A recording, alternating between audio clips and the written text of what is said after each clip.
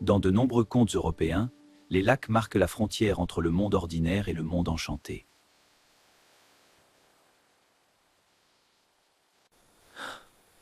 Tambour, m'entends-tu? Laisse pas droit. Mais je vais pas cette droite. Je suis la fille d'un grand roi, et une sorcière me retient prisonnière sur la montagne de verre.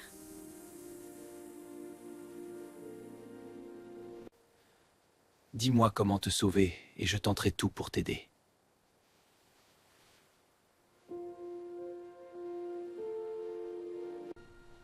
Remets-moi l'étoffe, Tambour. Je la remets, avec honneur. Ton geste est pur, l'alliance est scellée.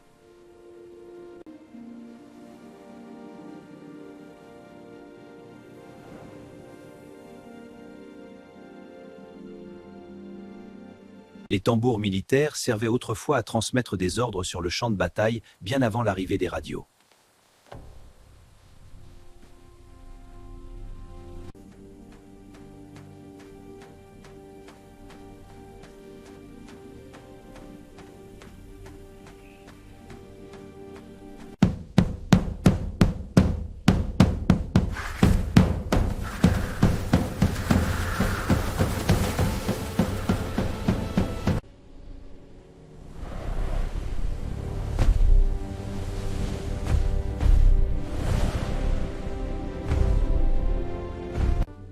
Dépêche-toi de me porter, car mon armée arrive derrière moi et te réduira en poussière.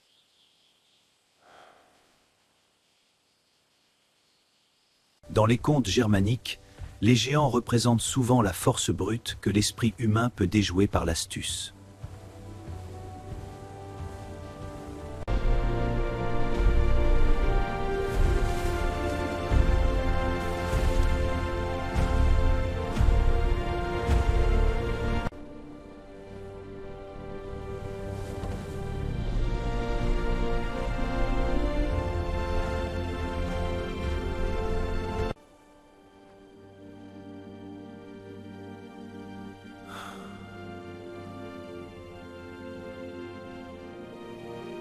L'image de la montagne de verre apparaît souvent dans les contes comme symbole d'un but visible mais presque inaccessible.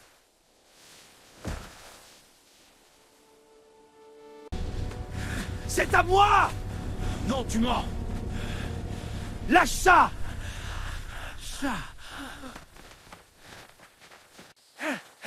Une telle selle ne se partage pas, courez donc jusqu'à ce bâton blanc, et celui qui revient le premier la gardera.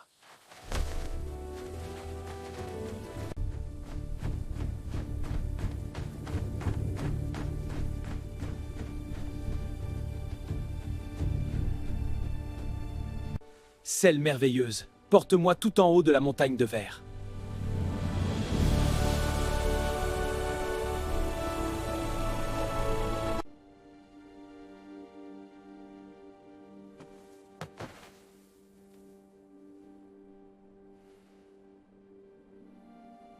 Dans les récits anciens, les maisons de pierre au sommet des montagnes signalent souvent des lieux hors du monde humain ordinaire. Tu peux rester une nuit si tu accomplis demain ce que je t'ordonnerai.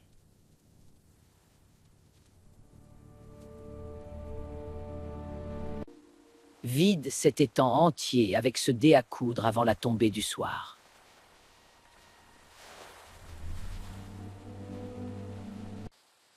Le dé à coudre est un petit outil protecteur du doigt utilisé en couture depuis des siècles, ici détourné en objet de dérision magique.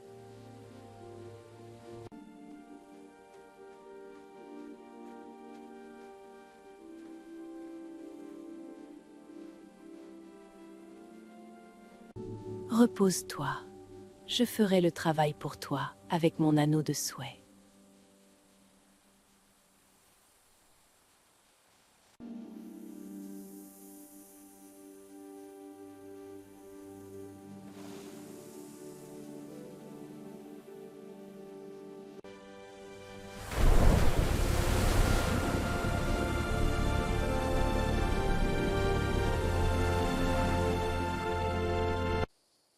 Regarde, vieille femme, ton ordre est accompli avant le soir.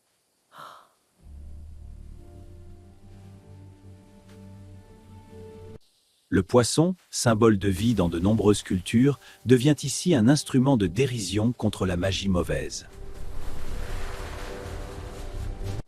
Aujourd'hui, tu couperas toute cette forêt et tu l'empileras avant la nuit.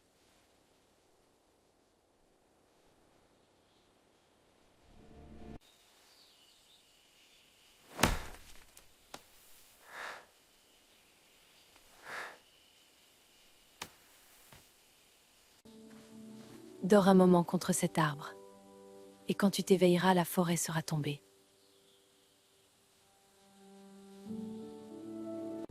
Dans les contes, le sommeil n'est pas seulement repos, il sert souvent de seuil à une aide surnaturelle invisible.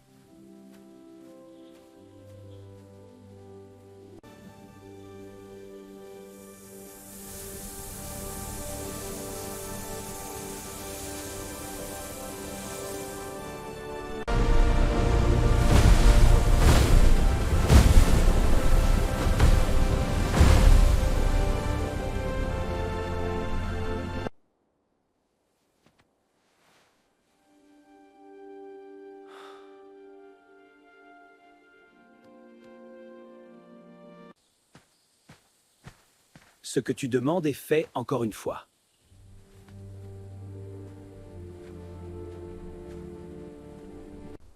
Mets le feu à toute cette pile, et de ces flammes dépendra ton dernier service.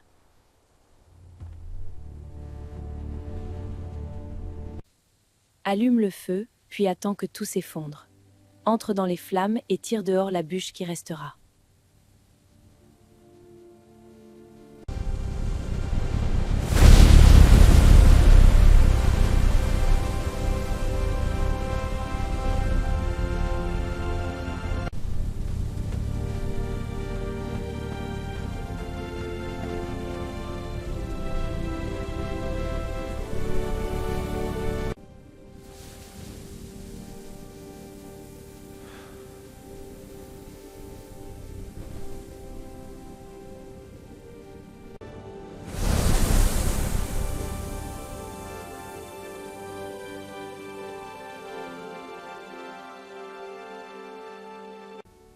C'était moi qui t'aidais chaque jour, et tu m'as enfin délivré de l'enchantement.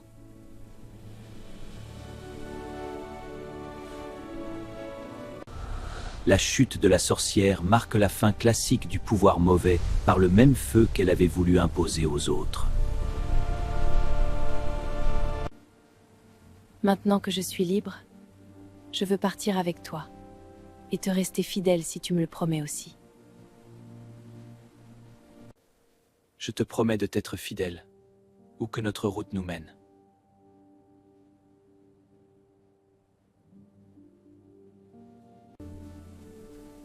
Assieds-toi près de moi, cette selle nous portera partout où nous le souhaiterons.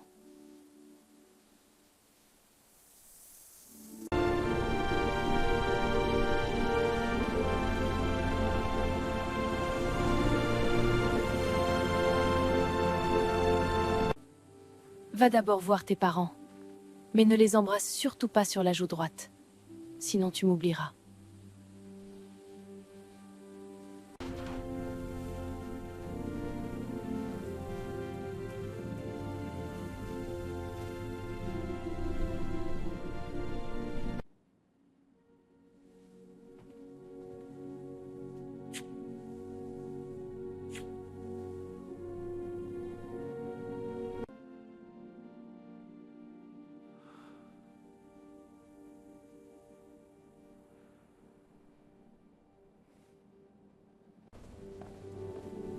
Regarde mon fils, ce château est pour toi.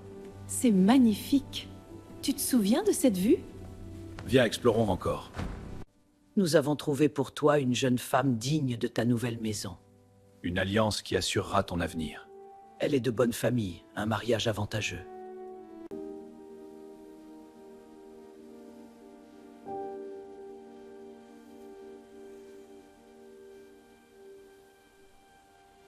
L'anneau merveilleux concentre ici le thème du souhait accompli, très ancien dans les traditions orales européennes.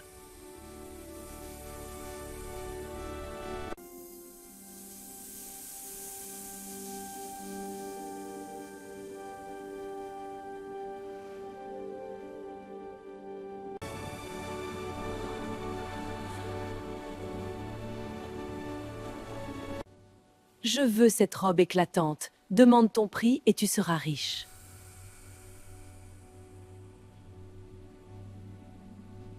Je ne la vends pas pour de l'or.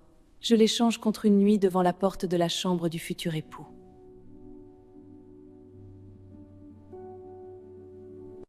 Dans les contes, les breuvages de sommeil remplacent souvent la contrainte ouverte par une tromperie plus élégante mais tout aussi dangereuse.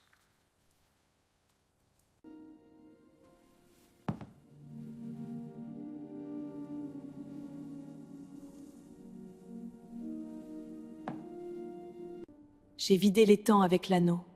J'ai abattu la forêt. J'ai attendu au bord du feu. Et pourtant tu dors sans te souvenir de moi.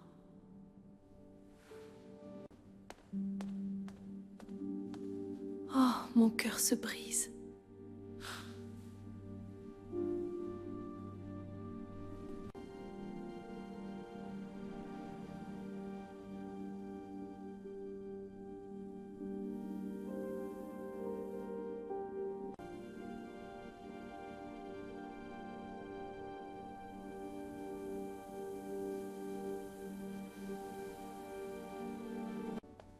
Cette robe est encore plus belle que la première. Je la veux à tout prix.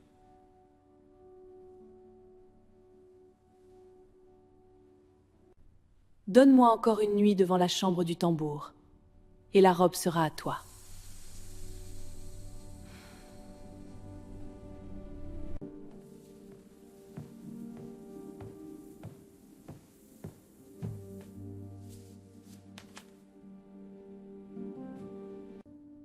Je t'ai vu franchir les flammes pour moi. J'ai quitté ma prison pour toi. Et pourtant ton cœur sommeille encore. Les serviteurs attentifs jouent souvent dans les contes le rôle de témoins humbles qui perçoivent la vérité avant les puissants. Une étrangère pleure chaque nuit devant votre porte et raconte des choses qui semblent liées à votre destin oublié.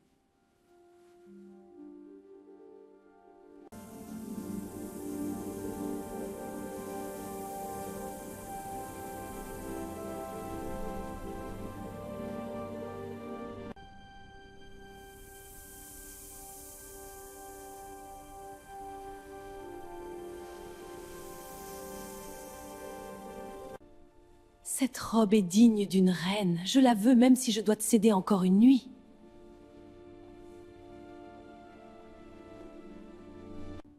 Alors donne-moi la dernière nuit devant sa porte et prends cette robe comme les étoiles.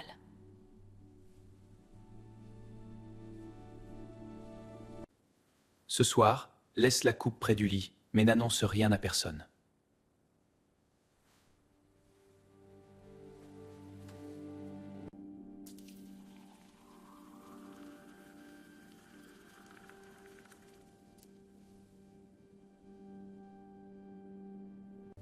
Dans les contes, la mémoire revient souvent quand le héros choisit enfin de voir et d'entendre par lui-même au lieu de se laisser guider. J'ai vidé l'étang, j'ai fait tomber la forêt, j'ai quitté le brasier, je t'ai conduit jusqu'à ta maison et tu m'as oublié après m'avoir juré fidélité.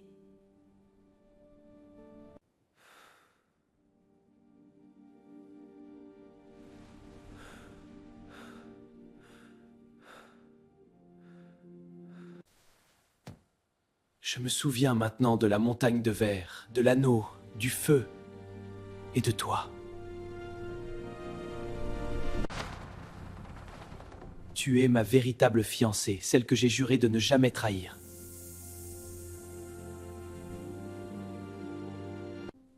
J'ai attendu parce que je savais que ton cœur finirait par reconnaître la vérité.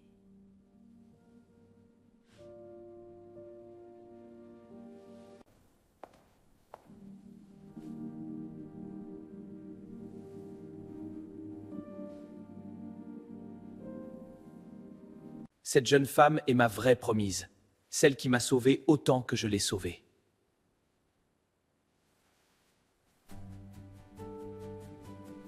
Pardonne notre ignorance, car nous n'avons pas su reconnaître celle qui lui était destinée. Garde ces robes éclatantes comme dédommagement, et qu'il n'y ait plus de rancœur entre nous.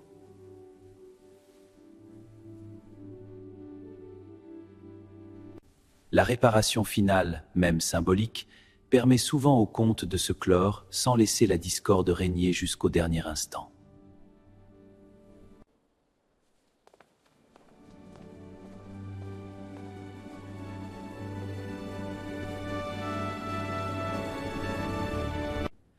Je te choisis de nouveau en pleine mémoire, et je tiendrai cette fois ma promesse jusqu'au bout.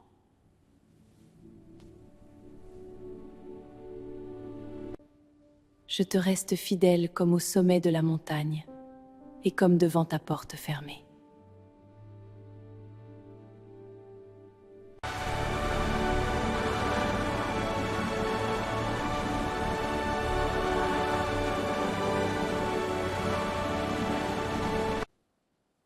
Le rythme du tambour, né pour la marche et la guerre, devient ici le son d'un destin accompli et d'une paix retrouvée.